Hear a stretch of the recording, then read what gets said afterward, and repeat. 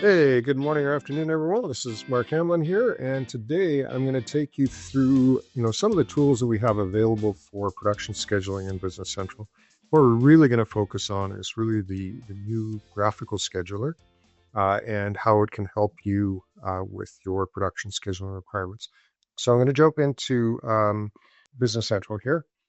And we're going to jump into the graphical scheduler. So when you install it, it shows up in a few role centers, but of course you can always do the Alt Q or the search you thing there and look up graphical scheduler and it'll show up and away you go. But what I'm going to do, I'm not going to get into the overall setup too much. I'm just going to jump right in. And this is roughly what you're going to see when you first install it and you look at the defaults, right? So this is the default view roughly that gets installed. I'll go through some of the capabilities here, and then we'll look at how we're going to extend this view. So obviously what you've got is you've got the work centers and machine centers on the side here and work center groups up at the top. And we've got our production order operations in the middle. And for each of these, operations, I can, hover over it and it shows me that tooltip, shows me the text inside the operation. When I click on it, it shows me all the related operations to it, right? Highlights everything so I know what's related to it. Now, all of that is configurable. We'll see that in a bit. I can change what shows up in that tooltip. I can change what shows up here. I can change the colors of all this stuff. I can do a ton of different things to tailor how these production orders look, even the height of this. As a matter of fact, I lied. This isn't quite the default view. The default view, I think these blocks are a little taller. I made them a little smaller. I'll show you how all that works. Now, when we're in here, we can do a few things, right? This started up with a specific time range, but up at the top, you've got these presets you can use. So I can say, hey, show me the upcoming year of production. I can just click on that and it shows me, the upcoming year. And then I can use the next and previous to iterate through this period, right? So if I hit previous, it's going to go back, not quite a year, because it gives you some overlap so you can see what was there before. And I can navigate through that. And of course, I can zoom in and out from the toolbar in here and so on and so forth like that. You can also do those functions for the most part using the mouse and right clicking. So if I right click, I can zoom in from mouse. And what that means is it's going to zoom in based on where I click. So up at the top there, it gives me the date. So when I come in here and I right click, it's going to zoom in from where the mouse is. If I hit this zoom in from here, it zooms in kind of from the center, right? So if I zoom in from mouse, I can do that and it's going to zoom in and, kind of make that the center. Or if I want to say, hey, I want to focus on this thing here, I want that to be the center of the screen so I can see everything around it. I can go in, hit center, and it'll center that specific point that I clicked on in the center of the chart. Okay, so some basic navigation stuff there. Also, when I right click, you'll notice we've got these presets listed down here, right? They're the same ones as up at the top, but I've added a few or a couple of other ones in here. So you can control where those presets show up, if they're in the top bar, if they're in the context menu, all of those sorts of things. And you notice on some of these actions, like this undo center, if I click that, it will undo the previous zoom operation that I just did.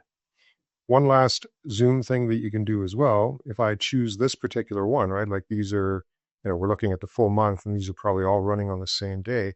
I want to zoom in and see more detail around this particular production order. Well, I can hit zoom in a bunch of times to get to this specific date and time. But since that's the production order I'm after, I can just hit zoom to document and it'll zoom in and ensure that that entire production order is available in the same view right there. Okay. And then again, I can right click and do that undo zoom and back up a little bit. Okay. So that's some of the basic navigation stuff. And I'll show you in a sec how to set all these defaults up. Now, one last thing on this, let's talk briefly about, drag and drop. So I'm just going to zoom into this document. And the drag and drop, as I mentioned, uses the Business Central logic. So it's the same as if I came in here, I can hit details or I can double click this. If I go to the details here on the production order, and I go into the line and look at the routing, right? If I come in here and, I change these dates here, it's going to reschedule everything on this production order. That's effectively what we're doing when we're dragging and dropping. When I drag and drop an operation, it's the same as if I came in here and changed this date. It only affects this one production order. It won't affect, any of the other ones. So if I'm looking at this, I'm saying I can't run these two things at the same time, and I move this one over, it's not going to reschedule the one above it or anything else. But if I do that drag and drop, like I'll move this guy over, it is going to go in and it's going to reschedule all the other operations accordingly, right? Forward and back. And I can pick the middle one here. I move him out and it's going to reschedule, all the operations around it. And you can see this one got stretched out because it's now going over the weekend. Okay.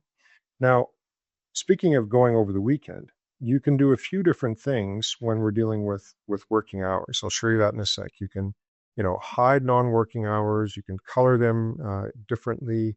You can do all sorts of things there that we'll look at in a sec. So if you didn't want to see, non-working hours, like, if your shop ends, workday ends at 5 and that's it, you might not want to show the time frame between 5 p.m. and 8 a.m. the next day. So you can hide that or show it if you like.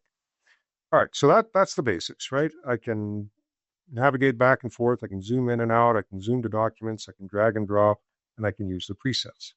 So let's talk a little bit about the presets here. On this menu, you've got a bunch of stuff. Like, let's say I wanted to go to a specific date.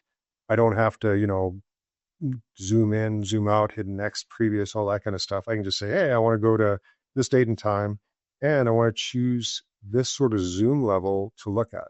Like I want to see it in 15-minute increments, or I want to see it based on, in hourly increments, those sorts of things. And you'll notice we've got that calendar view here as well, where again, I could go in and look at it more like an Outlook calendar as well. It doesn't really apply so much to production, but maybe for maintenance and things like that, you would use it, use those calendar style views.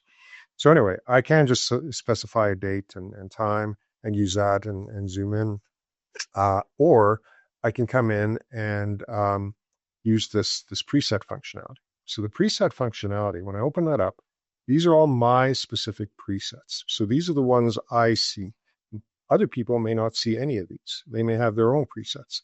And you can see here on this preset list, I've got, the default ones that are installed. So when you install this by default, you'll get these presets, and they'll show up on both the tab up at the top and on the context menu. Okay. You can change that visibility. So if I come in here, I can change, whether it shows up on the context menu or the tabs only, or that it's not shown at all. And the only way I could, choose one of these presets is to hit that change preset button on the graphical scheduler. If I want to add my own presets in here, I can go into configure all presets, and I can add whatever additional preset I want. And this default availability indicates whether, other people automatically get that new preset I added, or if it only applies to me. So I can come in here, create whatever presets I want, and those presets can be a relative date and time. So, the next 2 weeks, as an example, is starting yesterday. So CD is today. So, starting today minus 1 day up to today plus 2 weeks minus 1 day. So that's it. And then it gives you, sort of the example of that calculation, what you're actually going to, based on today's date, what you're going to see in the schedule. Or you can set a specific date, right? So I've got a few here just for demo purposes where I've said, these are specific dates I want to be able to jump to anytime I like. Okay, so that specific date isn't, usually typically used unless you're focusing on things that, in the future that you really want to jump to quickly and easily. All right, so that's the presets, and you set up your presets. And once you've got that, again, you've got them up at the top here, or you've got them on the right click menu, or if you don't show them and show those presets in either, you can just hit this and choose a preset directly and jump to it. Okay, so that's kind of how the basic navigation works. I've got zoom in, zoom out, next, previous. I've got the ability to, center the view based on where I've clicked on the screen. I've got the ability to, zoom to a specific document to make sure that, I can see, as much of that document on the screen at a time, those sorts of things. So pretty slick, right? Not bad as a default view. Now, we can do more. So I might want to see some additional information on these views. For example, I might want to change the color on this if it's late, or, if it's a certain type of operation, or I might want to change what the tooltip looks like and all those sorts of things. Maybe I want to show the loading of these work centers, those sorts of things. These are all things that I might want to see as a production planner, right? So how do we do that? Well, we have this concept of views. And if I go into this view button here, we can see I've got obviously a lot of views defined that you wouldn't see. The default one, you'll see this default thing installed. And if you've got quality inspector and maintenance manager installed and things like that, you might see some additional things like one for quality assignments, like there's this quality assignment one and one for pick assignments. You can also launch the graphical scheduler from the planning worksheet, so you might see that.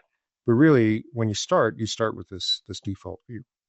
So if I wanted to modify that default for everybody, I would just modify this.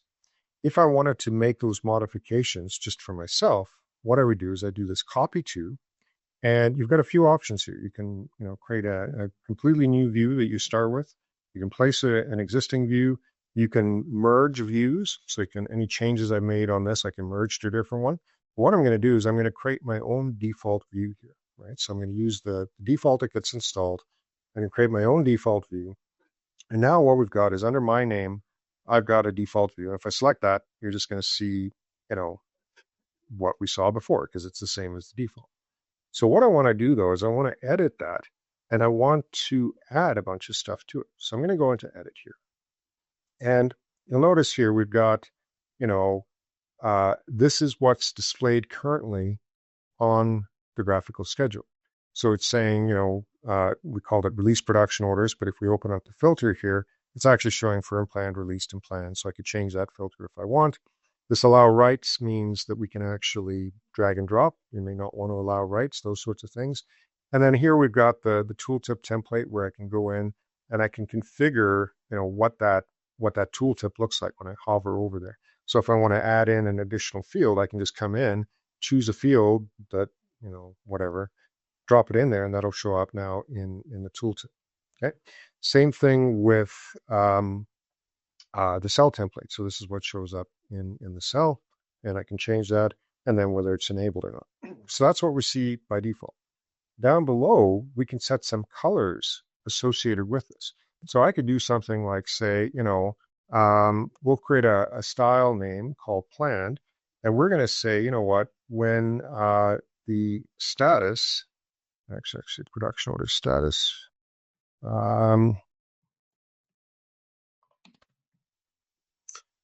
I think, or is it just status? I don't think it's just status. Anyway, whatever, because this is on the routing line. So, but that's okay. So we're going to say if it's planned, we're going to change the color. We're going to set the background color to, I don't know, and you can create your own colors in here, of course. We're going to make the background color teal for fun.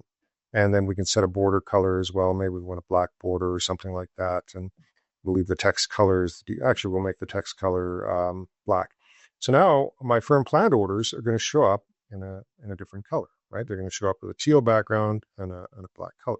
So just we'll take a break there and have a quick look. I think a bunch of these guys are planned. So all of these are planned. So you can see we've changed the color to illustrate that these are planned orders, not released or firm planned, right? So you can make those changes there.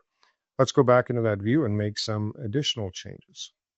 We're going to go in and we're going to now add some additional information we want to see in this view.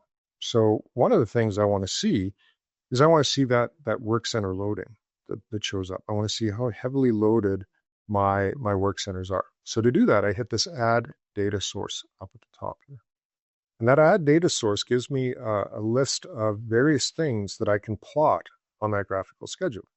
And there's a whole bunch, right? So there's a whole bunch of ones built in. So, count the holidays, if you want to show those differently, all those sorts of things, the picks that I talked about, service orders, job planning lines, which are now project planning lines, but the jobs, all of those sorts of things show up.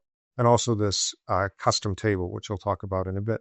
But for this, I want to show my work center loading. That's what I want to show on the screen.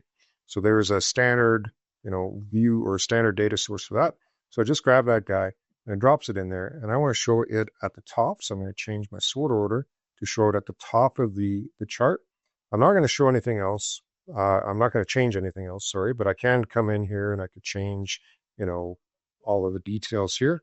And if you notice down here at the bottom, it's gone in and it's preset a bunch of these colors for us. So it's saying, hey, if it's overloaded, if the load is greater than 95%, we're going to change the color, all of these sorts of things. I'm going to change a few colors here because of the way I like to look at this. I'm going to make this silver and silver and silver is my border. And I'm going to leave the text color black. And anyway, so this automatically dropped in my workload, and it dropped in some colors potentially that you can use for that workload to show. Okay, so that's now if I'll back out one more time, show that. Give it a sec to load, and now we have that work center loading. So I'm just going to zoom in a little here, and now we can see the work center load. It's turned red for this time frame that I'm looking at, gives us our details, and now we can see which work centers are overloaded and which ones aren't. So pretty simple to do that, right? And that shows up, like if, and by the way, you can create a view that doesn't even show your production orders. It just shows all your loading across all your work centers, and you kind of see a load chart, and you can just look for the red and the green or orange or whatever it happens to be that you set your colors to, and it makes a very good sort of capacity analysis view as well. All right, now a couple other things that we're going to add in here. I'm going to go in and I'm going to also add my working hours in. So I'm going to hit this add data source, and I'm going to come in and I'm going to go through and just scroll down, and this normal working hours option, when I choose that, it gives me an option to say, hey, change the color of those non-working hours. So if I'm closed between 5 p.m. and 8 a.m., I can set those to be a different color on the scheduler, or I could just hide those hours completely. So when I look at the chart, I would see all my work from 8 a.m. to 5 p.m. and then I'd see 8 a.m. to 5 p.m. and 8 a.m. to 5 p.m. and those sorts of things. So you've got a few different options here. I'm just going to set it to color the non-working hours, and we're good to go. So now I've got my working hours set up in here. It's all done, and I'm good to go. And you'll see that the background color is set to this, so I can still change the color if I don't like the color that we're using. By default, I can set whatever colors I want as well. So now I can see my non-working hours on that chart as well. Last thing I might want to see is, hey, do I have any machine downtime happening, in the system? And so for that, what I'm going to do, well, actually, let me back up. I'm going to show you where we get that from first, and then we'll go from there. So let's just back up and have a look at what this shows us now. So we'll go in, and at this zoom level, we're not going to see those working hour things. But if I zoom to that document again, and we'll just zoom out a couple times here, and we're going to see, the non-working hours are going to show up in a different color, right? So I work until this period, and then it's non-working hours until sort of the next 8 a.m. period. So that's the effect of adding those working hours. Now, if I want to show machine downtime, there's a few ways you can do it in standard Business Central, but one of them is using absences. So you'd register an absence, and then you'd get a capacity absence record. So this is what we're going to show. We're going to show these records on the graphical scheduler. So this is a table that is not a standard data source within the system. This could be a custom table or whatever. It's not. Obviously, this is a standard Business Central table. But we're going to treat it as if this was some unusual table that we would never use. So what I'm going to do is I'm going to come in here and first of all figure out, hey, here's some random table in the system that has, sort of a date, a starting time, and an ending time, all the things that are, required to be able to show something on a time series chart. I want to plot this on that chart. So step one, I'm going to go in and I'm going to do the inspect, and I'm going to get that table that we're actually dealing with under the hood. So it's this table here, right? The calendar absence entry. So what I'm going to use, and you could also use the, the registered absence table or whatever you want, but I'm going to use this one. So the first step is knowing what table you're dealing with. So that's the table I'm dealing with. I want to now, based on the data in this table, I want to see that visually on the schedule. So what do? You go into the view, we come in here, we edit our view, we hit add data source. And now, because that, sort of absence isn't one of our standard things that we can plot on there, we're going to do this any table. When I choose that, this is where you can plug in really anything you want. And I could have looked up the table by the name or whatever, but since I copied the number, I'll bring it in. And it's the calendar absence entry is what I want to do. I don't need any of this stuff. The cell itself, what I'm going to do is I'm going to bring in and, for the tooltip, I'm just going to put the description. We'll do that after because it needs to save all this. But we're going to set that in a bit. The starting number field, so when is it? So when is the start time on this? So great, I choose the starting time. When is the ending time? I choose the ending time. And where is it? We're going to go in and choose, capacity type, which tells us if it's a work center or machine center. I'm going to grab the number there, and I'm going to show it in, sort of the standard view. That's it. And I'm going to make it read only. I'm not going to allow people to drag and drop. But I could also make this drag and droppable. And what I would do there is I would just say, hey, when I drag and drop it, what fields do you want to update when I do that drag and drop? And so I'm going to make it read only for that. So that's basically it. I set all this up, and I'm good to go. And now that it's there, here it is. And then I can go ahead and set the tooltip and the cell template and all that kind of stuff. So I'm going to go in there and say, you know what, the cell template is just going to be the description. That's all we're going to show in that. And that's all it is. And away we go. Okay. Now, the other thing I want to do is to come in here and we're going to set up a color rule. And we're going to say, we're going to call it absence. And and we're going to go, my absence is going to be, oh, sorry, not the filter. My absence, I'm going to make my, oh, shoot, sorry. I accidentally renamed something instead of adding a record. Let's just go in there. We're going to do this. Absence. Okay, that's better. And what I'm going to do is I'm just going to say I want it to be red, and the text will default to black, but I'll manually set that. So basically, the absence is going to be red, and I'm actually going to leave that as any, but I could rename this to absence as well, and that's basically it. So pretty simple. All right, took a little bit of time, but now I've got, I'm showing my loading, I'm showing my production orders, I'm showing my working hours or my non-working hours, and I'm showing any equipment downtime based on the registered absence. So what does that look like? Right, let's go in here, open that up. And what we should see is on here, we should see that absence show up in this list in here. So that's where we would normally see it. I may have set it up incorrectly with the type and the number, but we'll come in and we'll actually see that absence show up in here.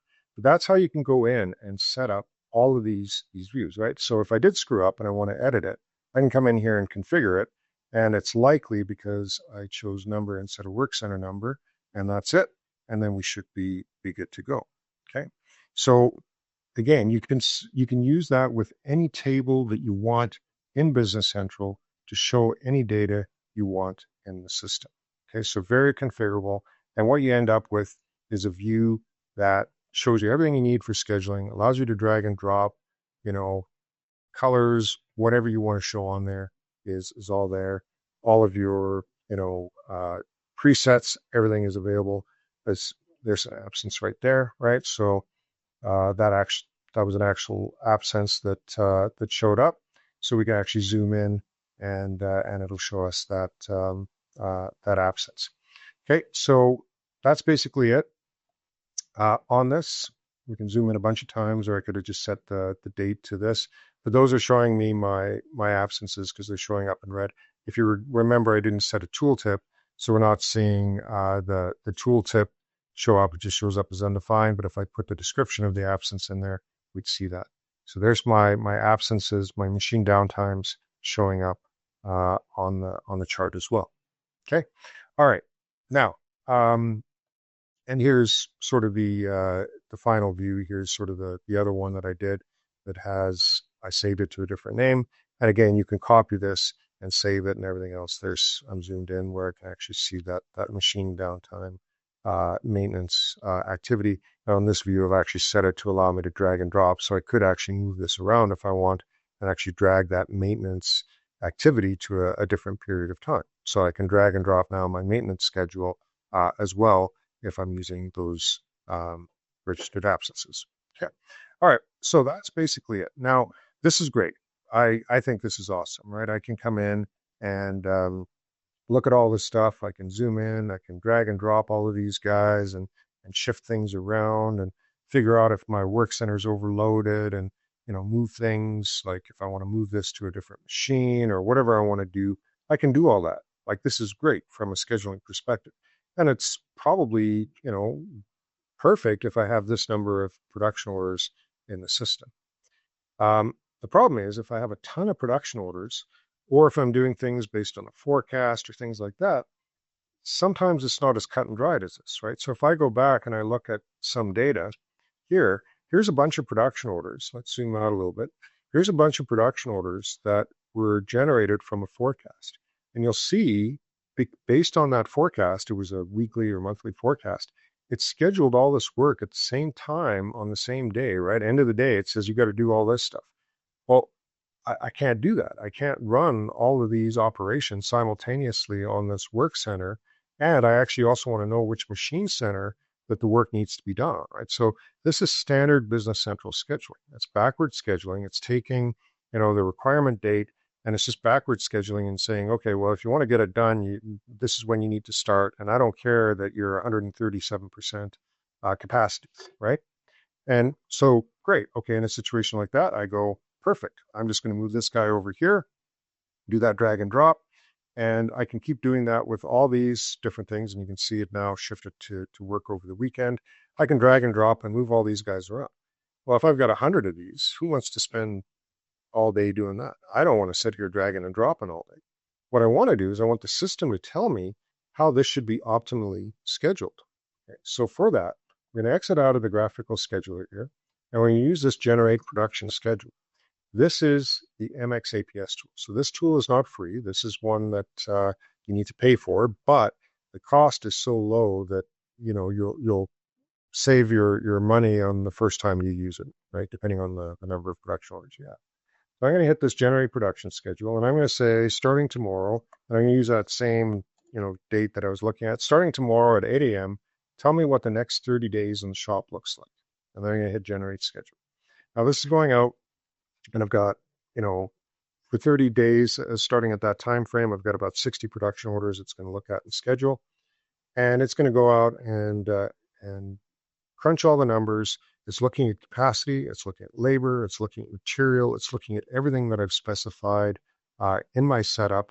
And it's going to give me a schedule I can hand off to the shop without any drag and drop, right? So here's the schedule results, and you can do sort of what if analysis. So I could run it here and it says, hey, you're going to have 29 late orders, and I can drill down and see those late orders and figure out how much they're going to be late and those sorts of things. And I could say that's too many. I'm going to run another shift, right? I'm going to add an overtime shift, and that's just a quick entry. And I'm going to run it again and see what happens if I add some overtime. How does that impact this? So I can do a whole bunch of things and come up with a schedule I like. If I want to look at it in more detail versus just this quick little overview here, I just hit graph results. And when I do that, it's going to come in. And now what we're looking at is the same set of production orders we looked at before. The difference is now it's actually taken all that work that was scheduled at the work center on the Friday afternoon, and it's saying starting, today at 8 a.m. or tomorrow at 8 a.m., here's how you actually have to run it. And you'll notice that this purple is setup time, the green is runtime. We can do setup elimination if we're running similar parts together, and it'll pull similar parts in together to help reduce the amount of setup time we do. But now it's respected our capacity. It's told me starting tomorrow, this is what you need to run to get the best schedule possible. Okay? And same thing here, I can drag and drop. Like if I want to move these things around manually, you can. But the idea is you shouldn't have to. Once you set it up, this thing just runs and it does what it needs to do. It can choose alternate machines. So this is my preferred machine, this 10-foot here when I run these long brackets. But, sooner or later, that guy gets too busy and it's chosen an alternate routing to use instead. Even though this takes longer to run, it still results in a better overall schedule than using our preferred machine. And you'll see here this border size. You can set border size and all that. I didn't talk about that earlier, but I don't really like that thick border, but you can change that to your heart's content. And one other thing I'll mention down here, here's an example at the welding, right? I'm running 2 production orders simultaneously because I got 2 welding booths. But here at 4 o'clock, one of my shift changes, and now instead of having 2 welders on shift, I only have 1 welder. So even though I have capacity to run 2 production orders simultaneously, I only have enough labor to run 1 production order at a time. So now we're only scheduling a single production order at a time, even though in theory I have machine capacity for 2, but I don't have the labor. And it'll do this again for material or tooling or floor space or cost of electricity or whatever you want to throw at it to do the schedule. Right. So again, that's MXAPS, the automated production scheduling. I hit a button or have it run in the job queue. It generates a schedule that I don't have to necessarily even look at. It will be something that the shop floor can go out and work on and stops me from having to drag and drop and do all those manual things. So this is great if you've got a lot of production orders or if you find you're doing a lot of drag and drop. Otherwise, that graphical scheduler is probably everything you need to sort of visualize your schedule and do what you need to do, and it's completely free. Right? Install it. Everything I did there for the configuration and everything else is all available to you. You can go in, you can set it up, and start using it immediately. Right? Pretty simple. Obviously, the graphical scheduler is free. MXAPS, subscription-based, and the way it's priced is based on the number of production orders you schedule at a time. So there's the smallest license is 75 production orders, and what that means is you can schedule up to 75 production orders each time you schedule. So you could run 10 schedules of 75 production orders a piece, one after the other, and it's fine. Or you can run, if you have like 300 production orders you need to schedule simultaneously, you just get the license for 300. But you can run as many schedules as you want up to that production order count. Hope this was helpful. And if you do have any additional questions, again, reach out to your partner. If they're not one of our resellers, you can reach out to us directly as well through the website. Thanks, everyone. Hey, thanks for watching. If you enjoyed this video, give it a thumbs up and share your thoughts in the comments below. Don't forget to subscribe for more great content and remember to hit that bell icon to stay updated. See you in the next video.